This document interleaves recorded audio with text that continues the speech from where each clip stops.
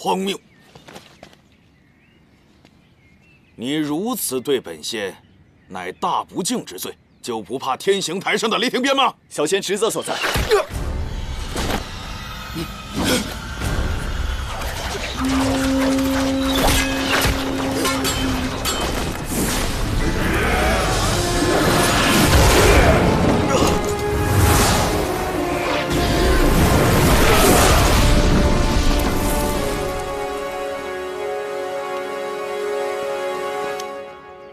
帝君，剑上有信。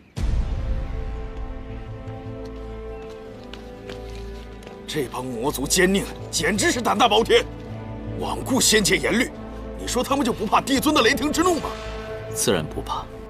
你说你啊，我本来想帮助你修出仙身，可是后来我看到你这个样子，小小的一只，呆头呆脑的。你说你这样要到了凡间，万一掉到了菜市场，可就不止翻身这么简单的事儿了。况且你我也没有什么信物，到了凡间，我怎么跟你相认啊？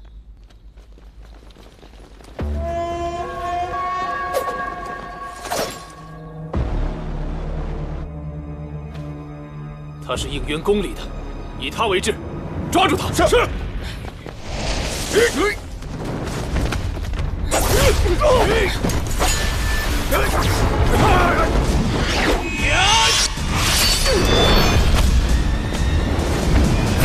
且慢！这位魔族小哥，你看是不是有误会啊？我跟那应元君根本就不熟，你拿我当人质也没什么用嘛。而且我听闻，这个应元君重新调整了仙界的兵法，若是你此刻强行攻入的话，怕是会掉入陷阱。仙界之北，可有埋伏？当然有，从此处到仙界之北，埋伏着数万天兵天将。这位魔族小哥，你要去哪儿啊？是寒月宫啊，还是碧螺殿？不如我带你去吧。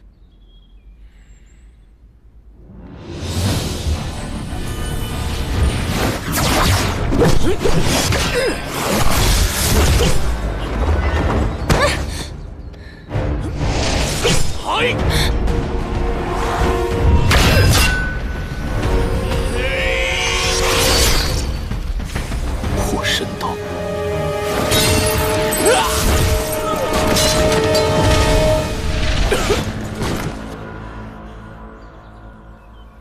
帝君，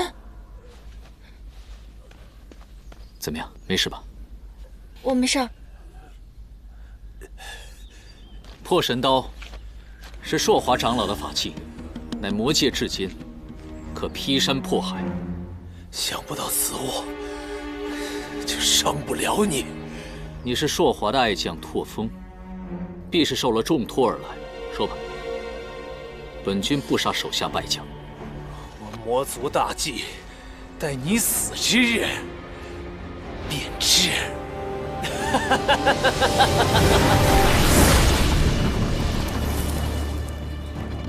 他们对自己下了陨身咒，敢做如此牺牲，到底要用这破神刀图谋什么？别管图谋什么了，他们已经败了。你身上的伤，无妨。你怎么样？我没事儿。你刚刚明明可以用仙力抵挡，为何要以身救我？这个破神刀魔力太盛，可破仙法。本君只是不想看到你被劈成两半。这么说还算你有点良心。你要不要去天医馆看看？万一那刀上有毒可怎么办？过早。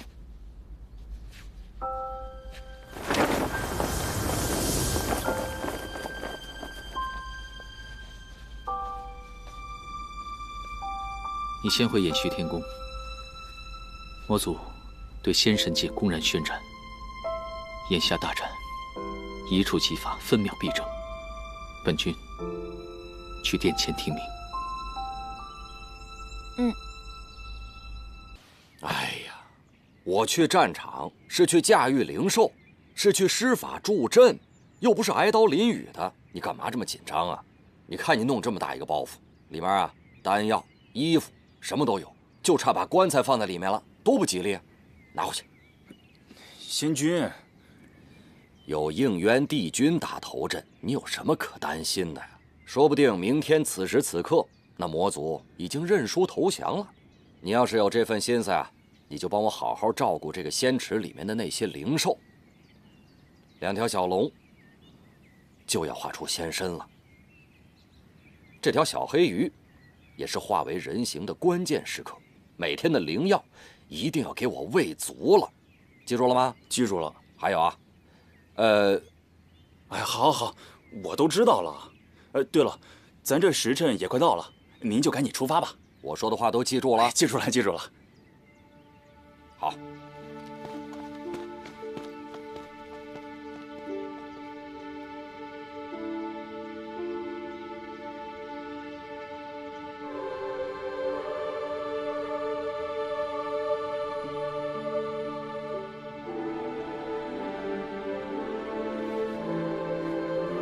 参见帝尊。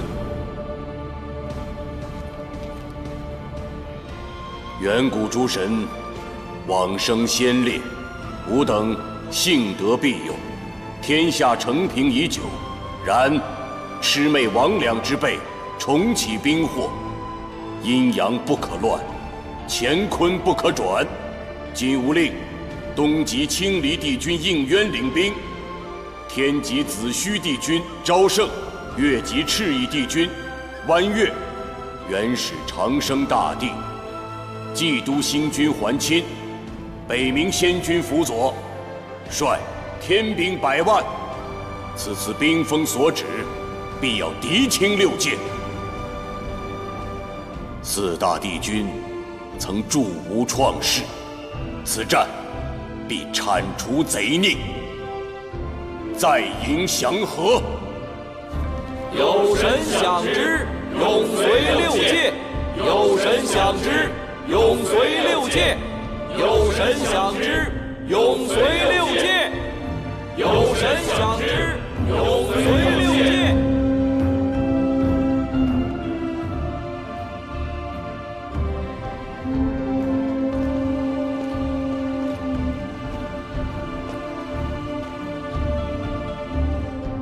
上神领兵，必得凯旋；6界不惊，山河永宁。仙界万圣，神界万圣。仙界万圣，神界万圣。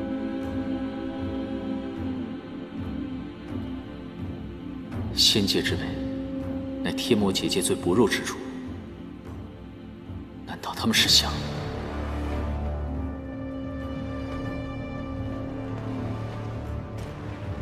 你们先按原计划赶赴魔界，我有事情要去查验，稍后便至。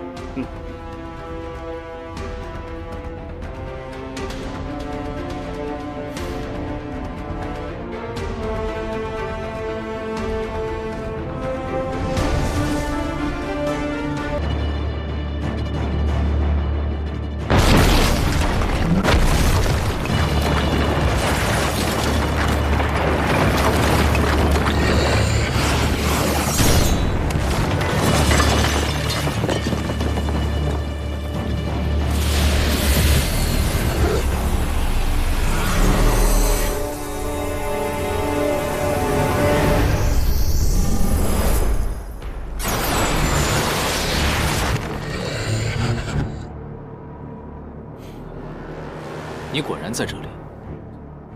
你们无法撼动结界，便想砍断神庙基础。若此柱崩裂的话，不仅会加深结界的裂痕，仙界也会因为瑶池水倾覆，陷入混乱之中。结界薄弱，这便是天意助我魔族逆转乾坤。纵使你是帝君，也没办法阻挡这结界之力消失。若没了这结界，哪轮到你们这帮神仙做6界之主，天帝做这6界至尊？玄香，若你不服神仙2界的统治，本君今日愿与你一战，分出高下。何须动用3界之兵力，大动干戈，祸乱6界？这对你来说又有何意？你错了，我才不在乎什么胜负高低，我要的是乱了这6界，害了这苍生。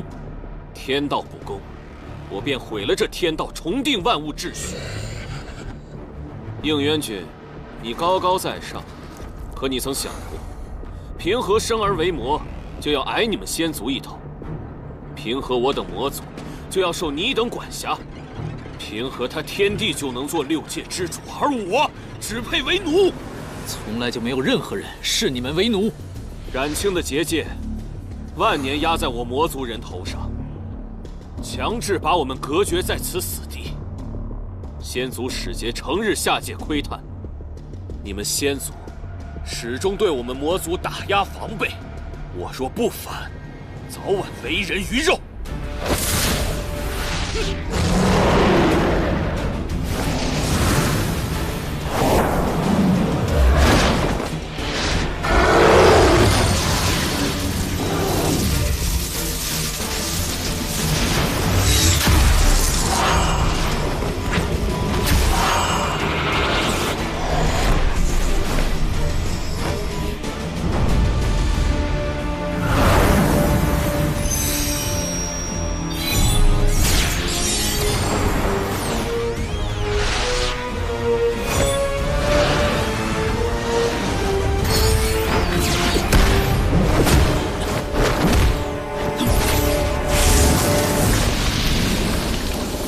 万年前，若无帝尊平息创世之战，你们魔族早就灭绝。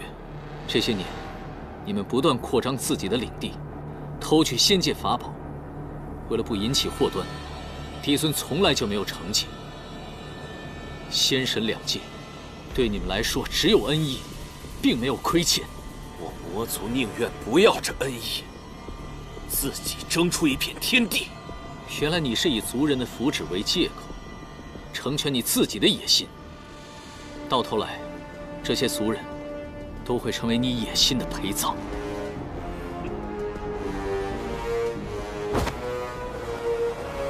随你怎么说。此战谁胜谁败，我们战场见。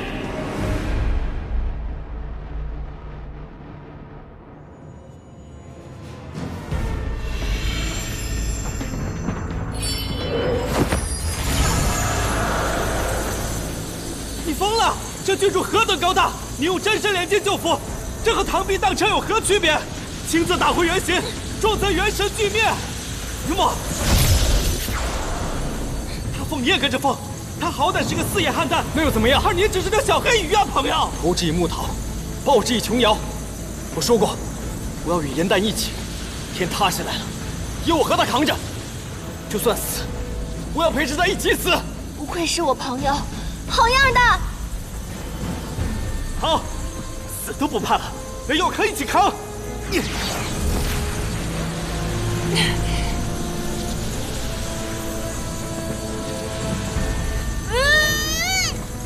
还有小安静！先修天机。不行，上古修炼之法与今日完全不同，死记硬背，难得精髓。快，倒转运功！先在玄藏，再修天机。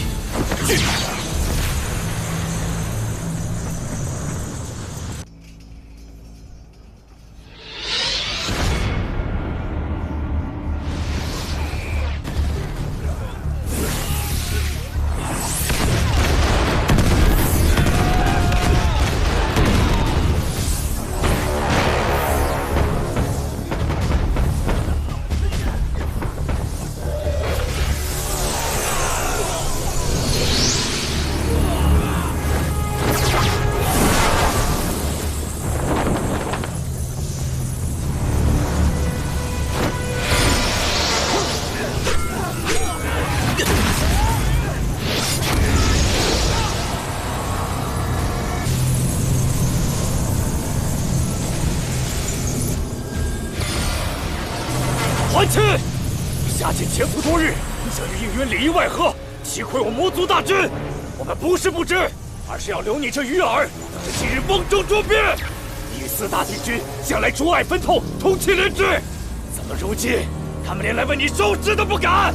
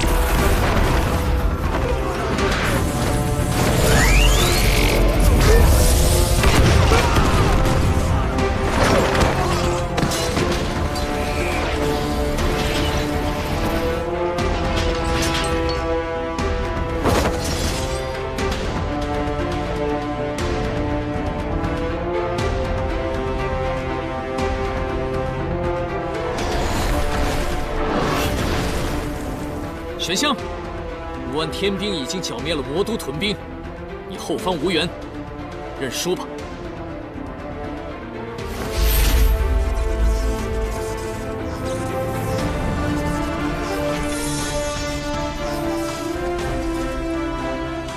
献我血肉，奉为神享，就此通天之力，逆转乾坤本源。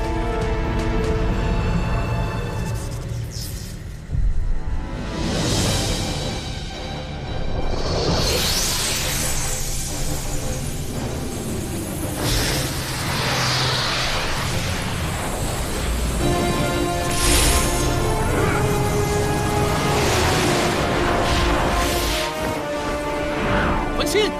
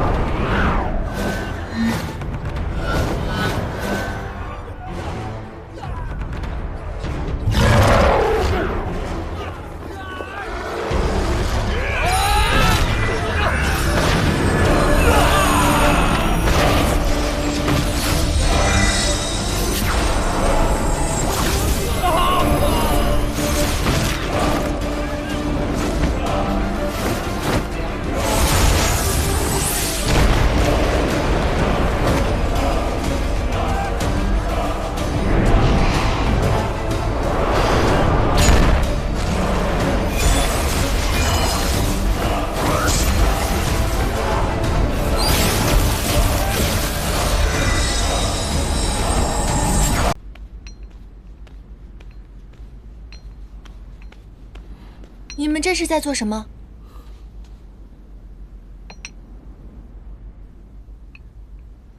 这是天医馆不让我们去探伤，河宫仙师心里忧急，只能将这仙灵挂上，寄托祝福。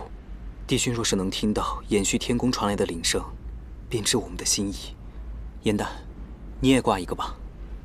帝君到底是受了什么伤？他什么时候才能回来？天医说，帝君伤势关乎三界安宁，除了帝尊，其他人无权知晓。可我们不是其他人，我们受他照拂，与他朝夕相处，同喜共悲。如今他在天医馆，难道我们去上个药、去递个茶的资格都没有吗？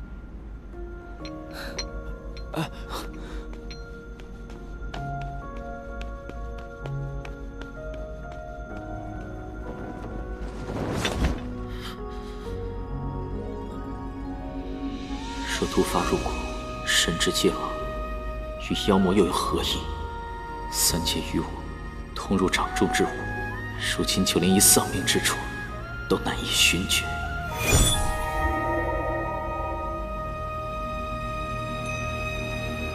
褪色的回忆是月落如霜，满地碎木枯黄，会走出一滴泪吞海银浪，执迷于遗忘。走到从此天各一方，走到你乡，回过头为我生遗忘。催眠的缘分在暗夜里藏，青子落晚香，寂寞的汤烫出思念的伤。应元君，燕丹，洗尽纤尘仍有你依稀模样，轮转中为思念疯长。帝君小人，你快点回来吧。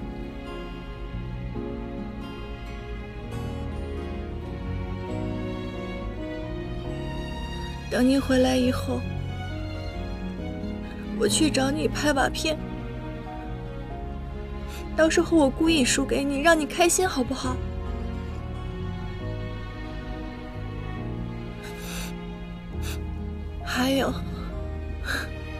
还有你的批封我还没有还呢，我写的信马上就要开演了，你答应过我的，你一定会回来看的。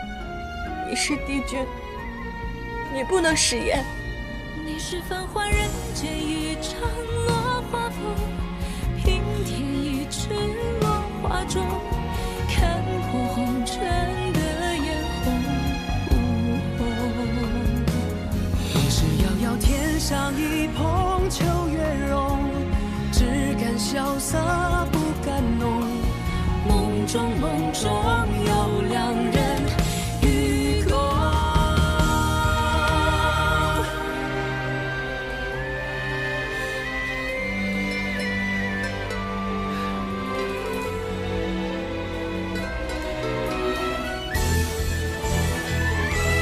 与君别后，一生我下春与秋。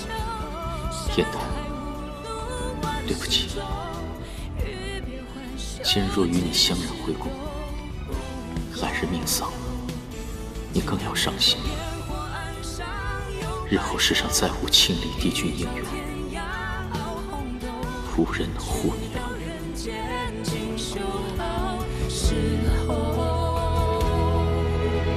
肝肝再开人厮守。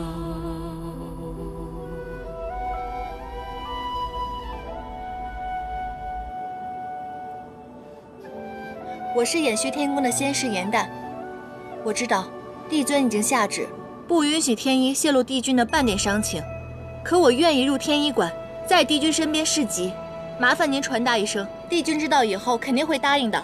侍疾治伤，是我天一馆各医官的职责，何须假借你手？回吧，若有消息，帝尊自会下旨告知。帝君回天以后，我们既见不到他，也不知道他的伤势如何。偃虚天宫和宫仙士心急如焚，哪怕今日抗旨不遵，我也要见他一面。你来晚了，应渊帝君刚辞别了帝尊，下界散心去了。如今各宫的仙君也已陆续回宫，没空搭理你。什么意思？你把话说明白啊！仙君，北冥仙君也回来了，他也在战场，一定知道应元君的伤势。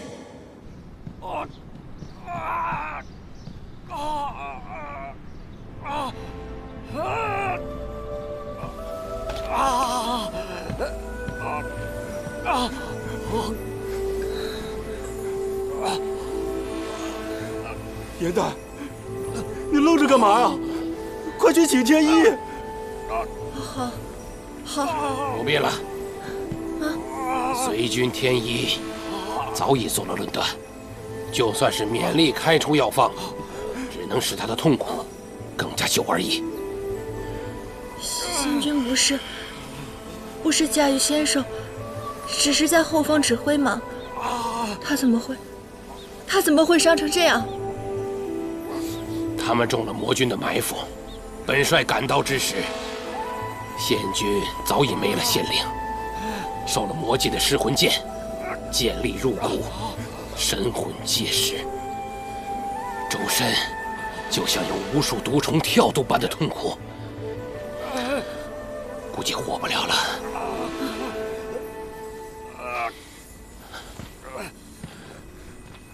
贤君，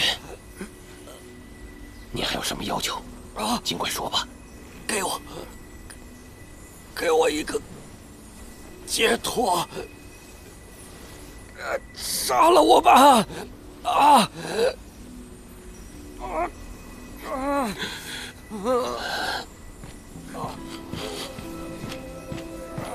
一定还有办法的。贤君不会就这么死。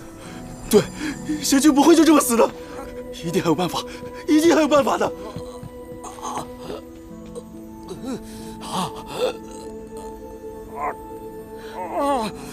回魂丹，回魂丹，回魂丹！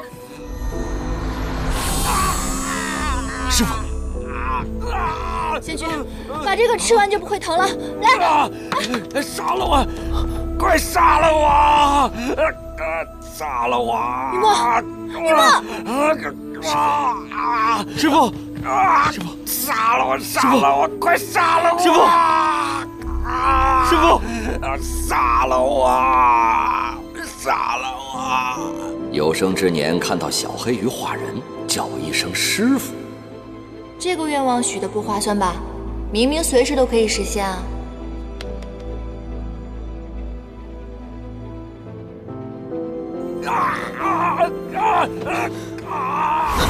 你疯了，雨墨！你干嘛？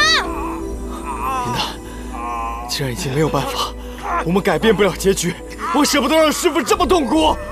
可是如果仙君抱憾而终的话，你会痛苦一辈子的。我刚刚修炼成人形，以我的灵力，我无法救他。我有办法，哪怕只有1刻的时间，我也可以让你们相认。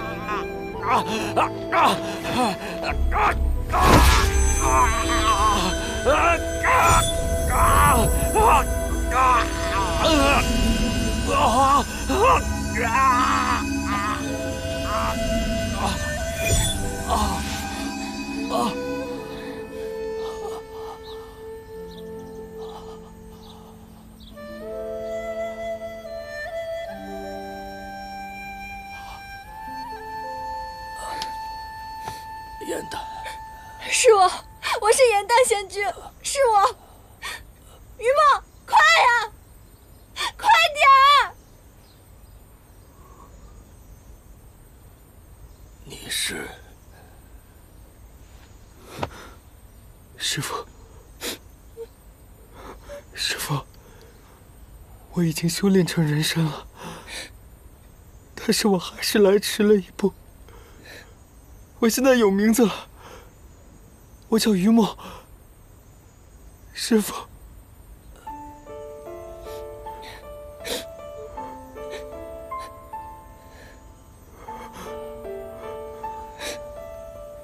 你是九旗。不吃，不吃。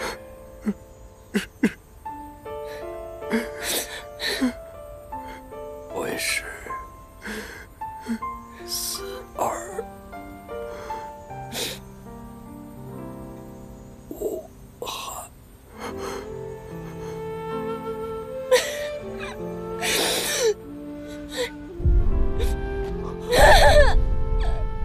仙君，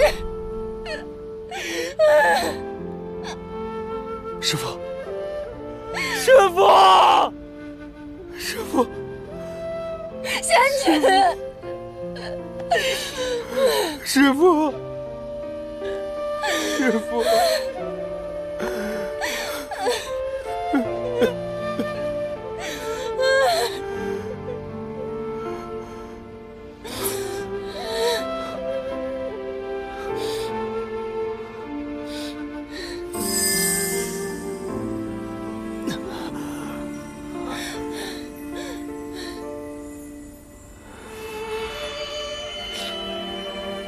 师傅，我会如您所愿，好好的活下去。就让我这片龙里永远陪着你。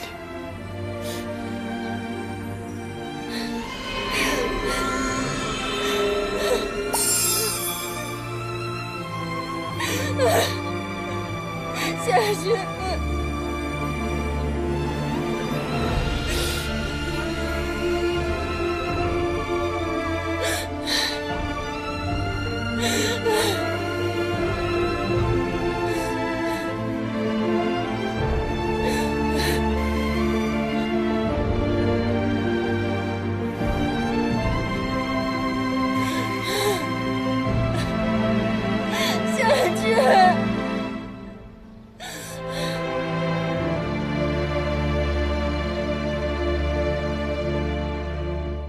君生上古，祭天立极，而今为万世开太平。上神天极子虚赵圣帝君，越级赤夷湾云帝君，元始长生大帝，冀都星君桓清及北冥仙君，允没魔族贼子之手，吾痛心疾首，涕泪连连，追封冀都星君与北冥仙君，享上神哀荣。赐葬于神官陵之中，与圣灵先烈共存。此忠此诚，永世继承，不忘而报。为帝英灵，来心来阁。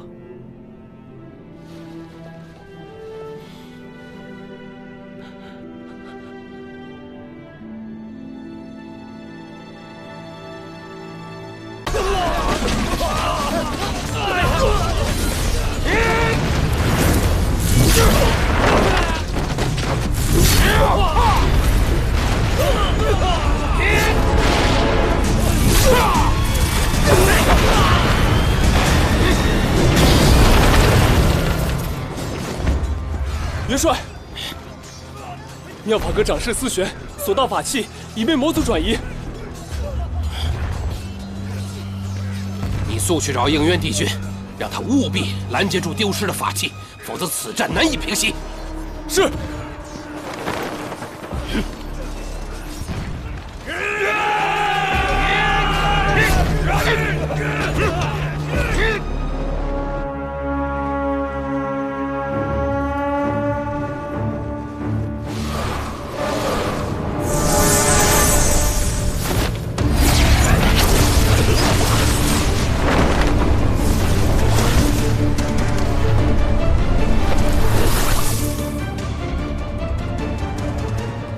山夷长老，你挑动魔族内乱，若今日交出法器，我会留你一条全尸；否则，我只能顺应天命，除魔卫道。这9重天最强的法器都在我手上，休想让我束手就擒！解阵，诛杀帝君！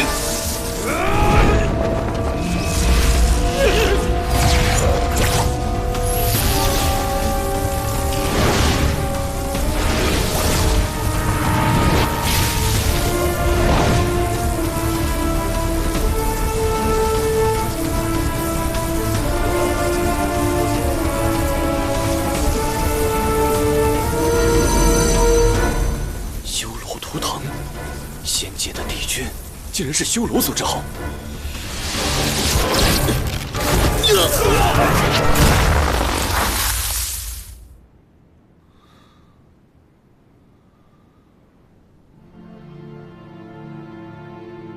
我想你的身世，今日也该告诉你了。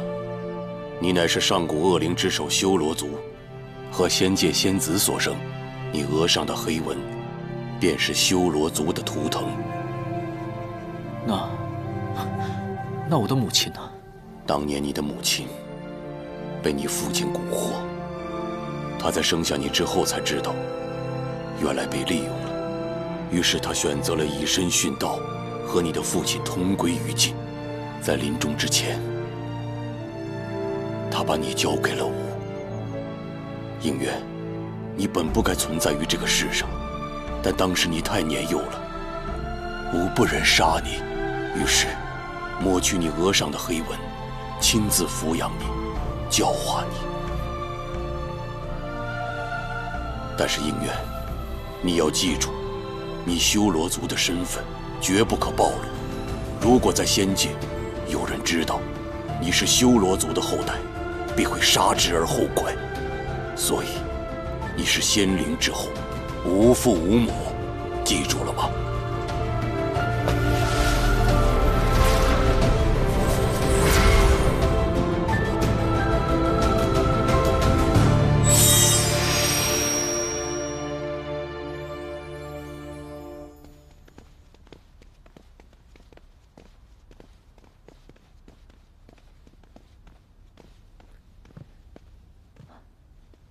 帝尊，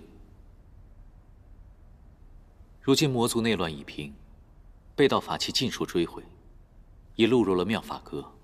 此战，天兵死伤1000，天将折损2名。火德元帅正在天医馆探位伤员。这100年来，魔界内乱不断，每每累积仙界出手，方可平息。此次更因为思玄和魔族长老暗通款曲，将无数的仙丹送往魔界，才令战事焦灼数月。你此次下界，魔界的玄香可有异动？回禀帝尊，我的一应行动，玄香都鼎力支持。他多番表示，自己生性自由，并无野心。我细细的与他接触之后，发现他表里如一，和光同尘，并非伪善之人。邪神玄香若真无野心，便是6界之福了。玄香如此性情，对仙界恐怕是喜忧参半。此话怎讲？玄香，他并不适合做魔界之主。他不喜欢权势，任由长老争权引发内乱。如今魔族看似内耗，但分久必合。若有一方逐渐强大的话，魔尊之位难保不会易主。到时候大战在所难免，还请帝尊做好防备才是。明日起，天机阁天兵处停止一切修牧，皆由你来指挥，绝不能让魔界有可乘之机。是。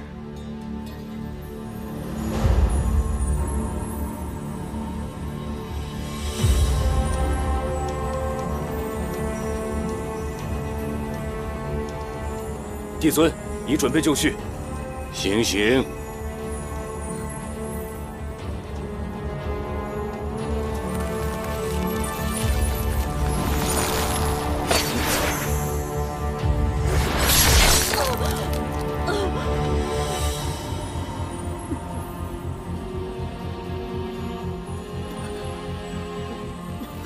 看见了吧，一个有锦绣仙途的仙官长士。连桓清都曾向我要过此人，却因为一个情字，与魔族中人珠胎暗结，违反天条。受情罚者，若不认错，至死方歇。帝尊，思玄只手数千年，一时被蒙蔽。帝尊，可否饶恕他这次？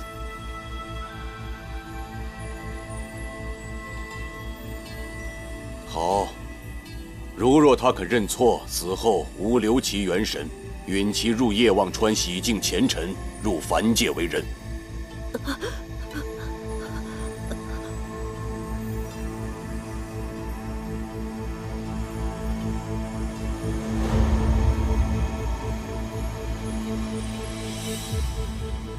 思玄，詹姨长老已死，你还有悔过的机会。爱人已死，我岂可苟且偷生？况且，明明是这天条不公，我无悔亦无错。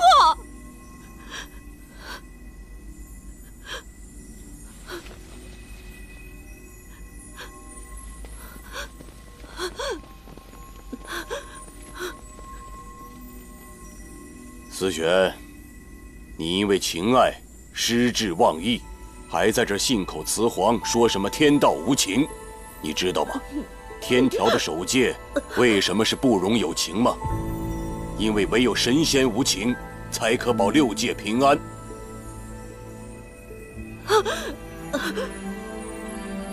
应元君，看见了吧？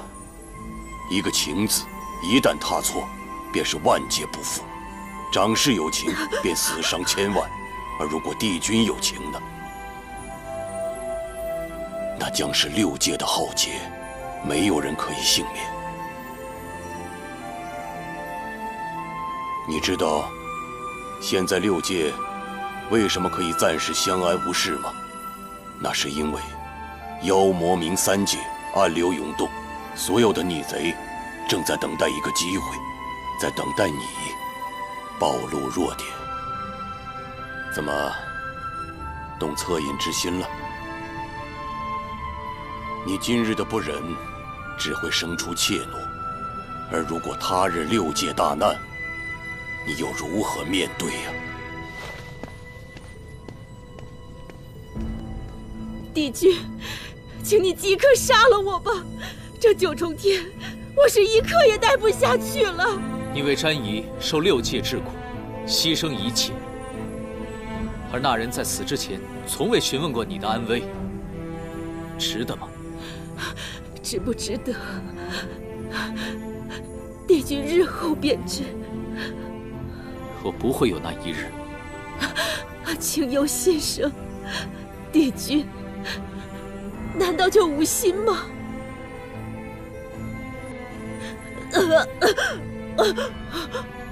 我求求你杀了我，我宁愿怀着这有情的心死去，也不愿和你们这无情之人同活。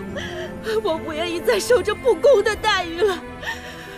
我求你，我求求你杀了我！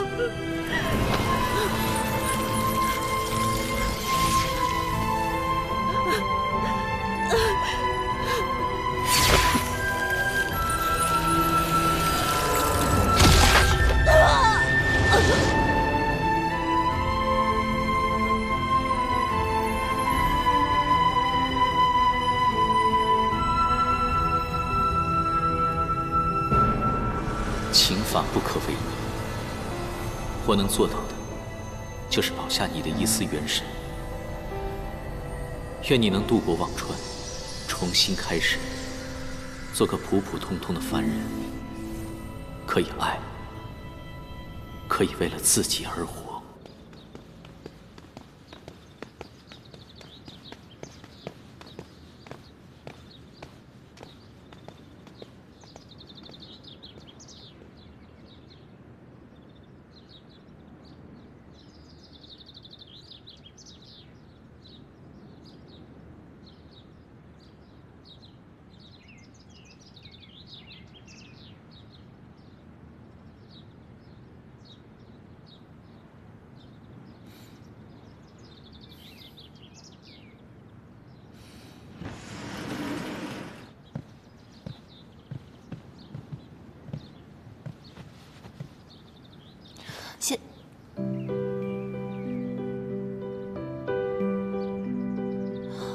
范归君，是你！颜淡，休得无礼。本君先好，清离应渊帝君。帝君与范归君是同一人。小仙鲁莽，不小心弄坏了帝君的衣物，还望帝君惩罚。玄仙崖的仙士怎会接触到此物？哦，对了，你的姐姐芷溪是在妙法阁任职。是小仙去拜访姐姐的时候，不小心弄坏了您的玉带，跟姐姐毫无关系，是小仙一人所为，还望帝君明察。损坏腰带没有什么大事，起来回话。多谢帝君。帝君果然大人有大量，小仙日后一定会多多。我说了没有什么大错，但并不代表不罚你。青云，在。偏殿是不是还缺打扫的人手？是。颜淡损坏玉器，性情顽劣，罚其入偃虚天宫侍奉，亲自缝补混元玉带，直到本君满意为止。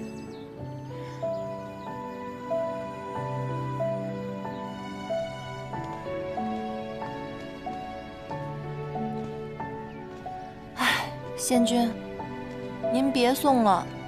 今天我就要走了，您要好好保重身体，以后我会常回来看您的。没想到你走得这么突然。别难过了。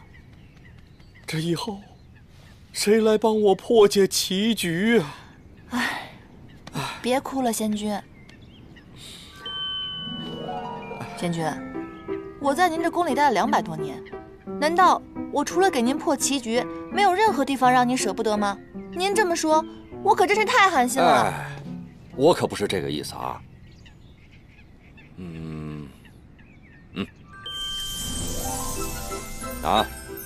这袋法器，就当是分别时我赠送你的礼物了啊。但是你要记住，以后可要经常来看我啊。放心吧。仙君，这个法器沉甸甸的，我此刻终于感受到您对我不舍的心情了。这样吧，在临走前，我再帮您破一局棋，怎么样？好啊，好啊，来。我突然想到了，我知道翻规的那个小人是谁了。是谁啊？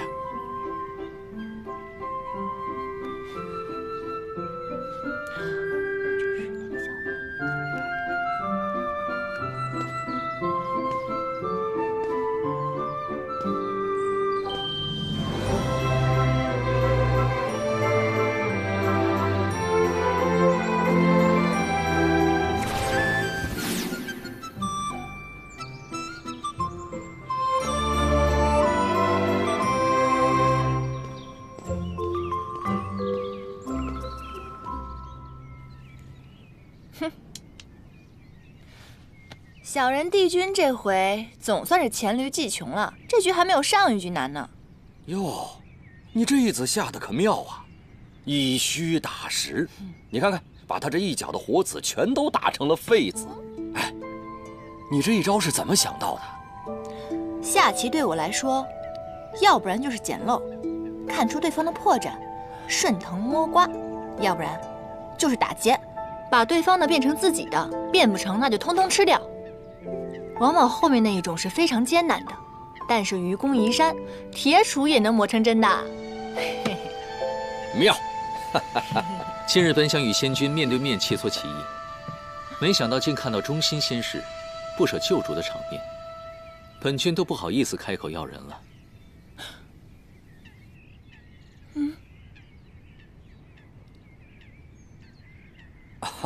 应元君，你什么时候来的？小人帝君那句我就到了。看你们如此专注，我也不好出声打扰。你好歹堂堂的上神，你这样如此偷听别人的墙角，这样不太好吧？本君上梁不正下梁歪，影响的仙君一起作弊，真是惭愧。应元君，你说笑了，你一定是看我破解棋局呢特别的辛苦，所以呢你就一次一次的降低难度，故意放水，是吧？刚才只是说笑。颜淡呀，去了偃虚天宫之后呢，由你亲自教导，我想他的棋艺和仙法一定会更上一层楼的。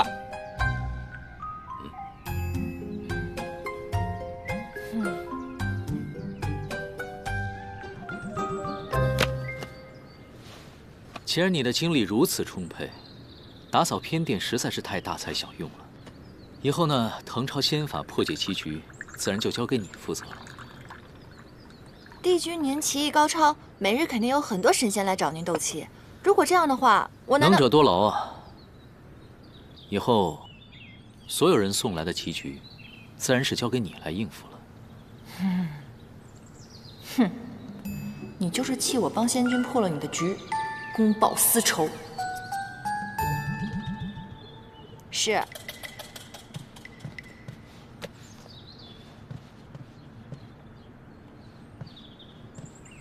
还有，混元玉带尽快补好，莫要让其他仙士去催，白白浪费别人的时间。是。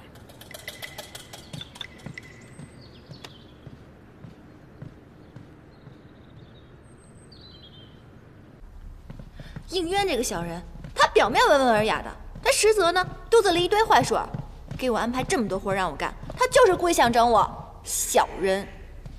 没想到众人眼中如此完美的帝君，还有这样一面，这在我心目中的形象又丰满了一些。哎，你到底跟谁一伙的你？好了，颜淡，帝君犯规不过是童趣之举，哪有你说的那么严重啊？况且他与北冥仙君对弈，外人本就不该干预。你当着他的面说他是小人，他还能一笑了之，可见他宽宏豁达，是个正人君子。窒息，你清醒点好不好？你这是色令智昏啊你！你们知不知道延续天宫有多大？每天什么活都让我干，腰酸背痛的。还有那个书让我抄了一遍又一遍，我脑袋都快疼死了。多少人想来延续天宫还进不来呢？你有这样的福气，应该珍惜才是。哦。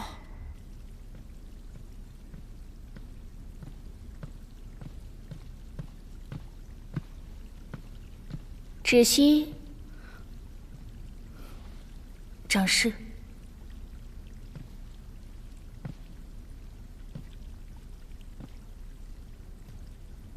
耍小聪明让妹妹顶罪，你们还真是姐妹情深。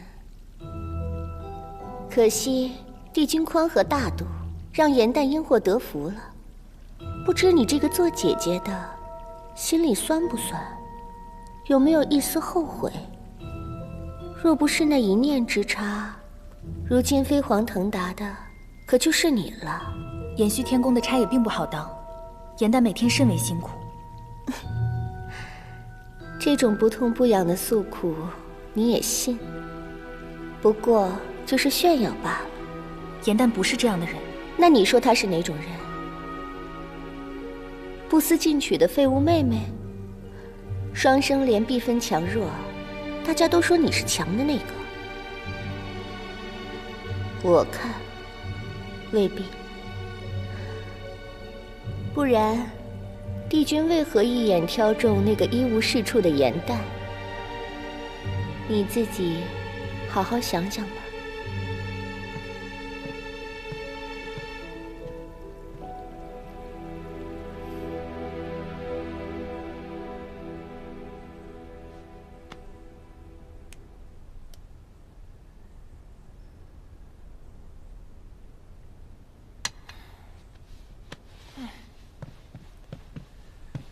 颜淡，你最近神神秘秘的，还不告诉我你写了什么？现在可以说了吧？我写这出戏的灵感，正是取自你给我推荐的那本《创世之战》。哦，上古初期，混沌初开，修罗族以神器无双镜打开了摩天结界，掀起大战。帝尊携4大帝君救众生于水火，辟四海，创6界，这才有了如今的太平盛世。你写了这么一出拍马屁的大戏，实在是太鸡贼了。我如果只写大战，那所有的神仙都能看出来我在拍马屁，我才没有那么蠢呢。再说了，光写战争只会流于枯燥，根本没有那么好看。那你到底写了什么啊？我呢，以战争作为背景，从一位已灭族的上古彝族的视角作为切入，以小见大，以弱趁强。你选了什么上古彝族？为了相助4帝君，在创世大战中全族覆灭的九岐。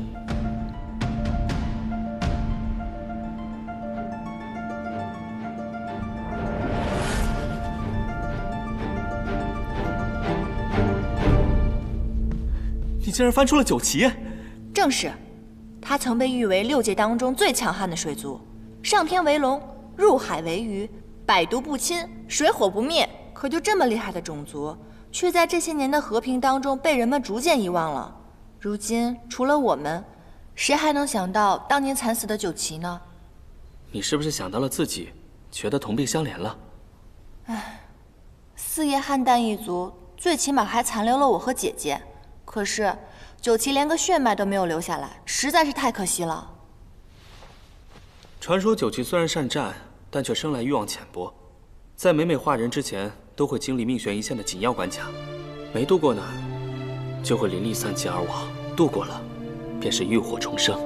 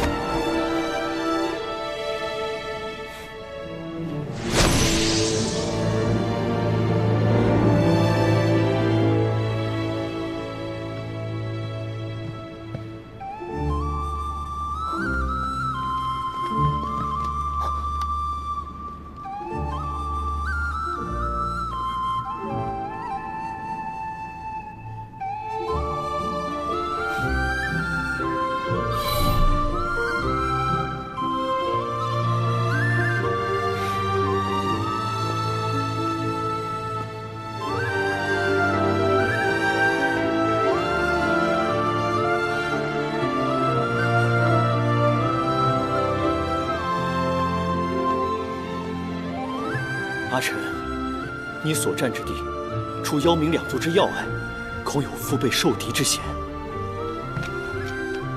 定要小心。我会的。妖冥两族尚好对付，而你，风翼，平定了生死场，速速来找我。这是自然。我们不如打赌，谁先结束战役，我们孩儿的名字就由谁来取，可好？好。希望孩子诞生前，我们便可团聚。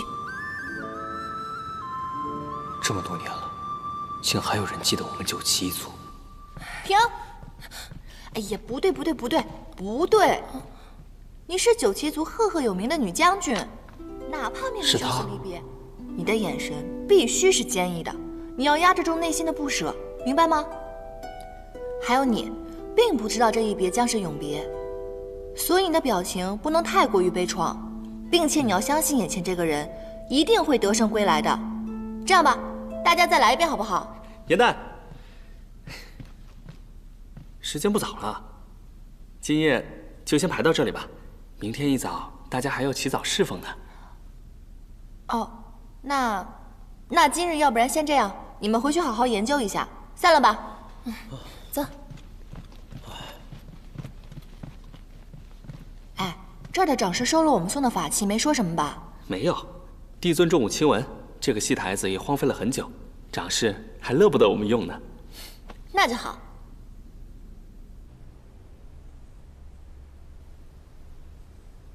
唉，这第一章是写九旗两位将军的生离，最后一章是写他们二人的死别。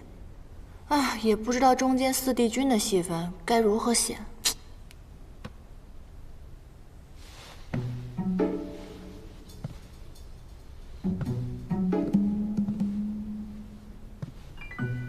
好呀，陆明，竟然想吓唬我！哼！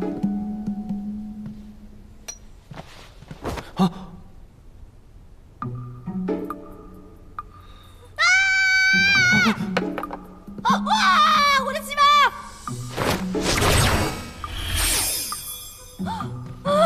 我的西文！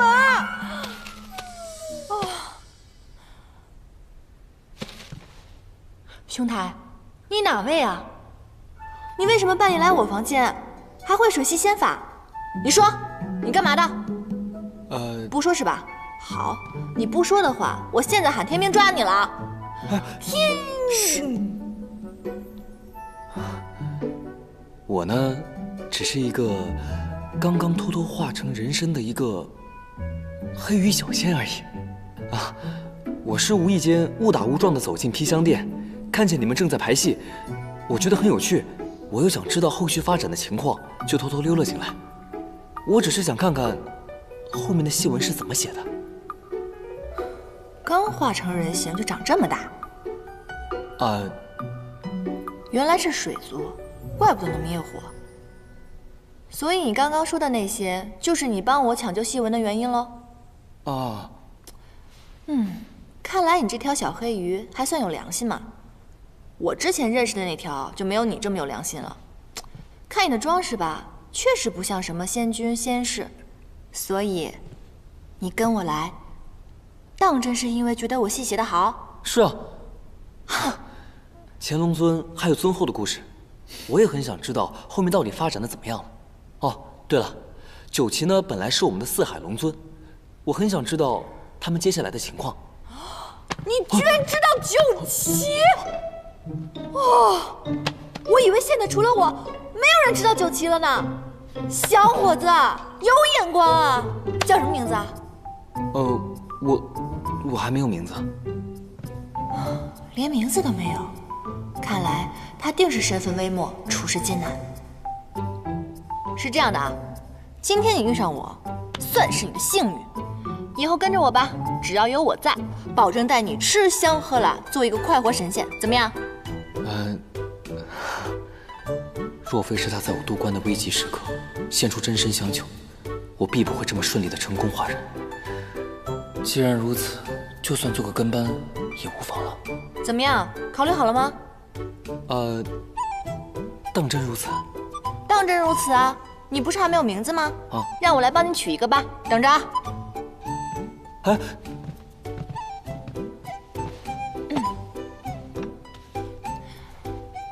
当真如此？嘘。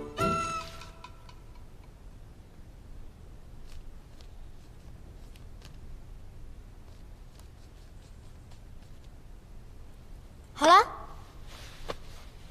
这个名字竟然还不错，是吧？于墨。嗯，我明明写的是于黑土啊。啊？不是你说的吗？你刚刚从小黑鱼幻化成人形，所以我觉得黑土很适合你。不，这名字未免也太土了吧？还是于墨好听一点。你看啊，是命运让我们相遇，又是缘分让我来看错这2个字，所以我决定往后还是叫于墨吧。虽说有道理啦，可是我还是觉得黑土比较可爱朴实啊。不是，还是顺应天命吧，往后就叫于墨吧，好不好？那好吧，就叫这个名吧。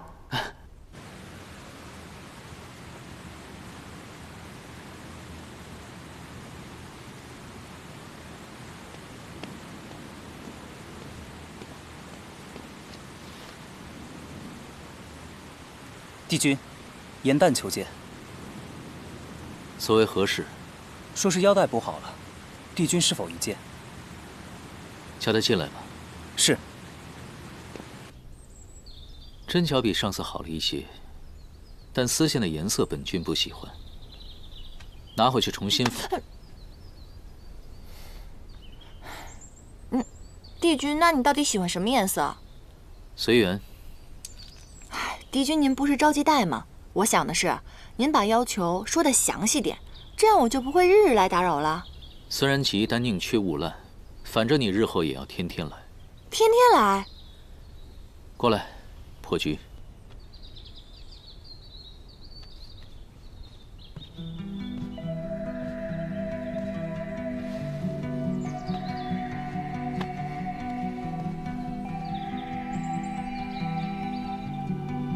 这盘棋局比帝君给仙君的那盘棋要深色奥妙很多，这是哪个宫的仙官给的？是我自己设计的，你看看，可否能解开？我试试。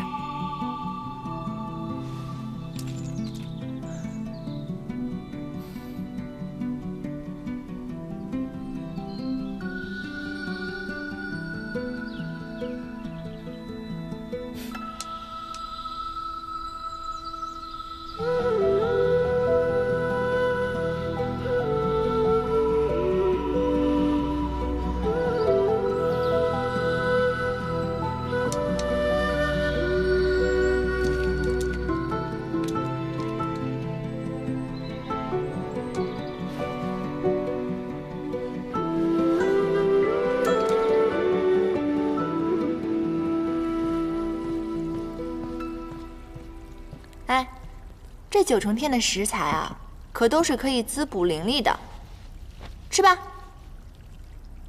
刚才我进来的时候就说了，我绝对不干偷鸡摸狗的勾当，你还偏要我坐在这儿？切，假正经。哎呀，9重天的这些蛋啊，可都是仙姬所下的，对仙灵会有帮助的哦。当真不吃？那我也不吃，我说不吃就……敬酒不吃吃罚酒。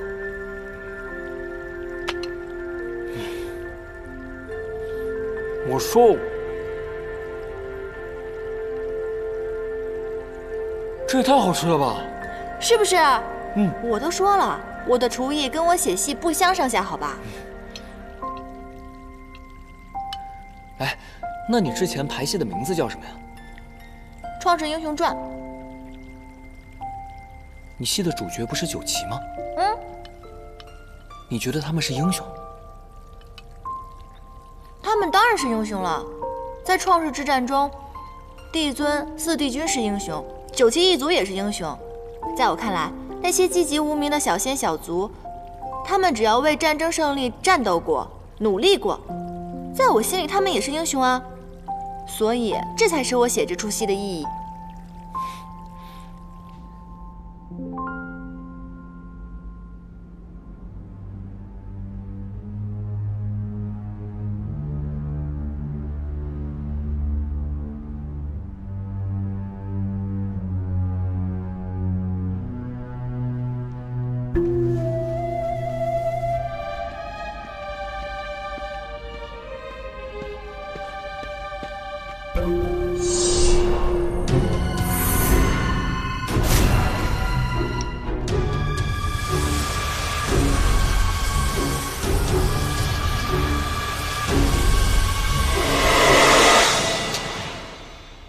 是不查不知道，一查吓一跳。原来地崖上那棵昆仑神树，竟然是创世之战后挪移过来的。神族与魔族仅是一线之隔，而且此树灵力太过强盛，四帝君肯定是觉得不宜长期种在魔族，一方以后难以控制。反正我是无法体验大战时那种惨烈了。不过那棵神树，咱们倒是可以去看看。哎，我正有此意。不可，昆仑神树是靠吸收灵力为生的，若是不小心被它捆住，几百年的修为就要废掉。况且，地崖是九重天的禁地，若是被抓住了，可是要受罚的，知道吗？快点，快点！救命啊！救命啊！二位仙友，救救我！你是哪宫的小仙官啊？你怎么被这神树给捆住了？我一时贪玩，误闯了禁地，没想到就被这棵树给缠了。可是古籍上记载，只有对此树施了灵力，它才会主动攻击。你又为何偷偷在此施法呢？我怎么知道这么多？我只是看叶子好看，想取回一片拿回去做书签罢了。小心，他骗我们。啊？你骗得了别人，骗不了我。你刚刚在撒谎，那树上有刀痕，是不是你弄的？昆仑神树的枝叶既可以制毒，又可以制成灵丹，你一定是偷偷到此的。说，你是哪个宫的仙使？说。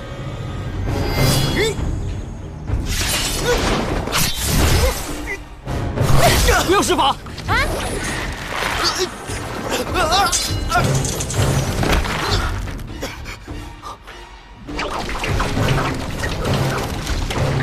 小心！